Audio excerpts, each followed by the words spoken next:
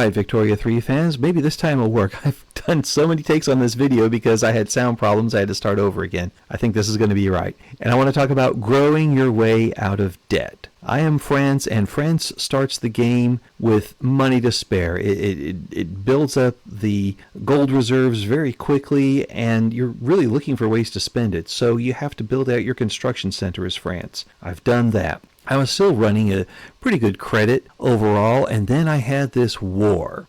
What happened? Well, Prussia happened. They wanted to get leadership of all of Germany, which normally, okay, that's going to happen, but it was demanding also Bohemia, Moravia, and the province of Austria from Austria, and I cannot have a Germany with that much power on my border, because you know what they're going to come looking for. Yeah, Alsace-Lorraine. So I had to get involved in that war, and just as I was about to make my decision, Britain backed Prussia. So it was going to be a done deal for Prussia to knock over Austria unless I got involved. I did, fought the war successfully, and I got a little bit of Rhineland for my problem. I also got a lot more debt. Now I'm way in the red here. 16.7 million in debt out of 22.1 million total. Looking at this, that means I've got about less than 5.5 million I could borrow before I go start defaulting on things. Now you may think, well, what you got to do here is get this to the positive. Quit building right now. Suspend building, and that number goes green. Yes, that's true. It does go green to 44.1K per week, and that's not bad. Not bad at all. But it does mean that over the course of 20 years, I'll pay back that debt, and I'll keep my economy flat, except for what private industry is able to build up. And we've got needs. We've got to prepare much faster than that, because I feel like my next big war might be less than 20 years away. So if I can get this number to be green while I'm doing full building, then that means not only am I borrowing less eventually, but I'm also continuing to grow the size and strength of my economy. So much of my economy right now is taken up with subsistence production. The subsistence ranches, crops, all that, fisheries, everything is the bulk of my economy. It's only 1847. This is 11 years after the start of the game. This is early days. I've got to get to where my economy is industrialized. But in order to do that, I have to build out my agricultural and resource extraction sectors. Let's take a look at the markets here. I'm short by over 2,000 on my wood.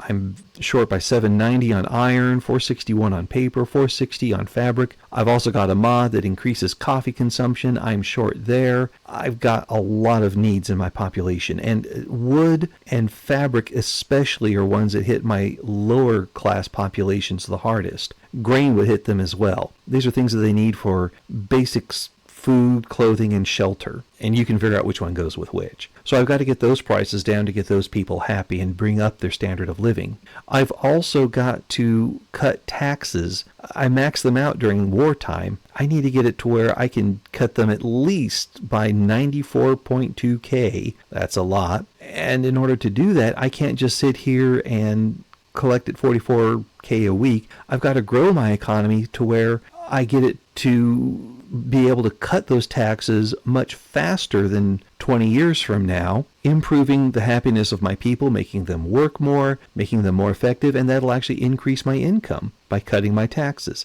It's weird how that works out, but again, countries are not people. Just get that out. Just get that thought well into your head. If you're thinking they're people, get that out, and if you think that they're not people, keep that locked in. I'm going to borrow more money to do this construction, absolutely. But as long as the construction that I have will have a higher rate of return than the interest rate at which I borrowed the money, I'm going to improve over time. And as it is, with this huge shortage on wood, by focusing on the logging industries, not only am I going to bring in high profit activity to my populations, I'm going to get them off of those subsistence farms, and I'm going to bring down the cost of goods that depend on wood, like paper. If I look at my expenditures per week, goods for government buildings, 72.9K spent on paper. Just by making more wood, that's going to come down because cheaper wood means cheaper paper. Now, also what's going to happen is in about 2 years, I'm going to discover chemical bleaching, and that means I can have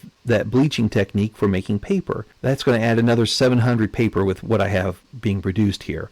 That's way more than the 461, so that'll really bring the price of paper down if I do that. And if I look at that paper bleaching method, it does say I need more dye. So in addition to building out all the logging to help bring down the cost of wood, I also need to find time on my schedule to put in, looks like about 10 more dye plantations, because I make like 120 dye right now with 5 of them. So adding another 10, that should get me enough dye to handle it when I convert to paper bleaching. So here I am, I'm dealing with a shortage of paper by improving my agricultural base. I'm going to build out dye plantations that'll time in right when the new method comes online, and I'm going to build more logging just because I need logs in general. I've got to have those. And if there's a gap in time between the logging and the need for the dye, I'm going to fill that up with some more iron production, cloth production through cotton plantations, and I'm also going to add some more coffee plantations because I do have a coffee demand. In fact, before I go any further, let me pin the market. This is going to be handy because as I go through all these different factories to see, well, what do I need more of? What do I need less of? If I'm going to make more of this, what's it going to do to my costs and all that? I keep trying to zoom, and now I can scroll here. I kept zooming when I was trying to scroll. But having the market pinned here means I don't have to go back and forth between the market view and the building view. I can just look it up off of this and see, okay, I'm going to make more paper. I need to have more wood and stuff with that. But if I need more wood and sulfur, I can plan it all out here.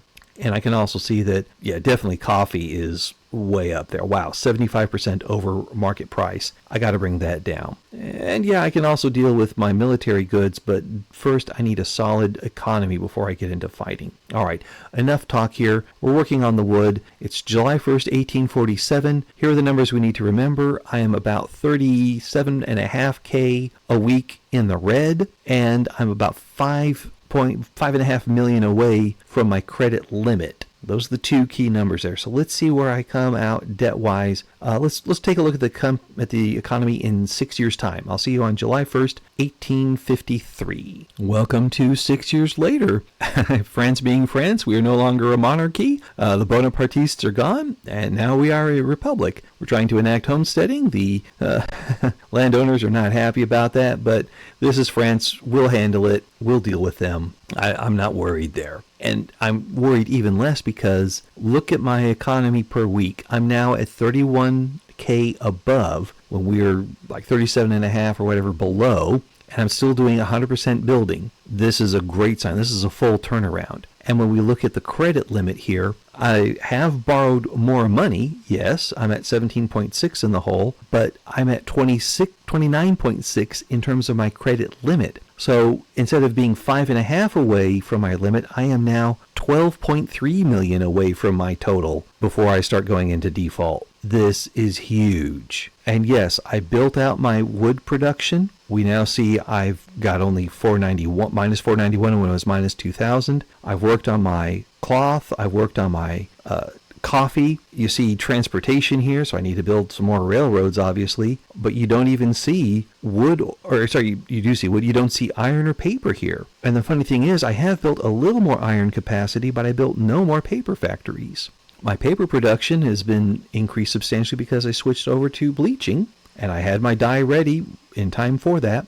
And now that I've discovered the pumping business, now we can make more coal and iron, sulfur and gold without having to actually get new capacity brought online. In fact, I've got some iron mines that are not profitable, and I may have to shut them down. Or I could let them hang around and just, increase my demand for iron because I'm also building out steel factories, perhaps. We shall see. But in all cases, by increasing the agricultural base, we have dramatically reduced our total negative balances. And now I'm looking at areas like tools and fertilizer and even steel as places to address to improve the overall status of my economy. In short, in 6 years, I've prepared myself for industrialization. I'm not going to neglect the production of those agricultural and resource goods, but I am going to focus more on the industrial side of things, railroad building, factory building, improving production methods in those factories to improve production overall. And that's what is meant by growing your way out of debt.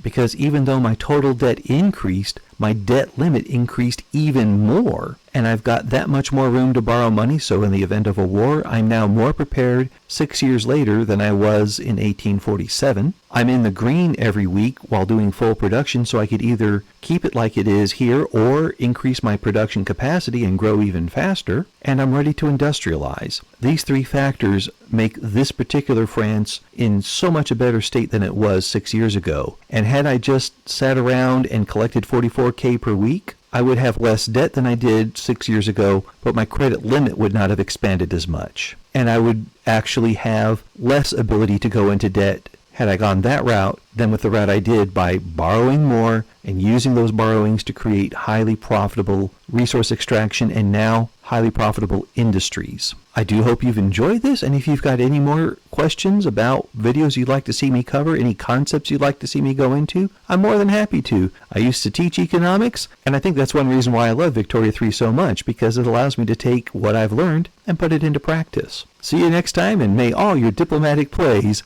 go your way.